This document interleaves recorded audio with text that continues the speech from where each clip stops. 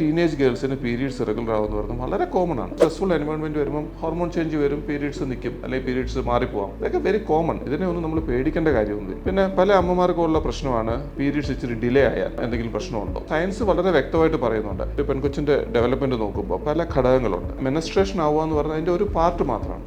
So ബാക്കി കാര്യങ്ങളിൽ well developed ആണെങ്കിൽ 16 വയസ്സ് വരെ പീരീഡ്സ് വന്നില്ല എന്ന് വെച്ചാൽ ഒരു പ്രശ്നമില്ല. 9ാം ക്ലാസ്സിൽ പഠിക്കുന്ന കുട്ടിക്ക് പീരീഡ്സ് വരുന്നു, അല്ലെങ്കിൽ 8ാം ക്ലാസ്സിൽ പഠിക്കുമ്പോൾ പീരീഡ്സ് വരണം, ഇങ്ങനെ നിബന്ധനകളൊന്നുമില്ല. ഇങ്ങനെ ഒരു ടീനേജ് ഗേൾസിൻ്റെ പീരീഡ്സ് റെഗുലർ ആണ്, അല്ലെങ്കിൽ അവർക്കൊരു പ്രശ്നങ്ങൾ ഉണ്ടെന്നൊക്കെ പറഞ്ഞ് നമ്മൾ ആശുപത്രി വരുന്നതിന് മുമ്പ് ഒന്നുകൂടെ ഒന്ന് ആലോചിക്കുക. ഇതൊക്കെ നമ്മൾ ആശുപത്രിയിലൊക്കെ പോയി കാണേണ്ട ഒരു കാര്യങ്ങളാണോ എന്നുള്ളത്. ഒരു ആശുപത്രി ചെല്ലുമ്പോൾ ആ ഡോക്ടറിനെ കാണുമ്പം ആ പെൺകുട്ടിക്ക് ഉണ്ടാകുന്ന ഒരു സ്ട്രെസ് ഉണ്ടല്ലോ, അത് ചിലപ്പോൾ നമ്മൾ വിചാരിക്കുന്നതിലും കൂടുതലായിരിക്കും.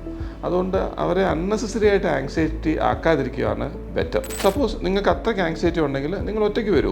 പേരൻസിന് നമ്മൾ ഡിസ്കസ് ചെയ്യാം, അവരുടെ കാര്യങ്ങൾ സംസാരിക്കാം. നമുക്ക് ഡെഫിനറ്റ്ലി ഒരു നല്ല അഡ്വൈസ് കൊടുക്കാൻ പറ്റും. ആ ചെറുപ്രായത്തിൽ അവരെ ഇങ്ങനെ ഒരു പേടിപ്പെടുത്തുന്ന ഒരു എൻവയോൺമെൻറ്റിലോട്ട് എത്തിക്കാതിരിക്കുന്നതാണ് എപ്പോഴും നല്ലത്.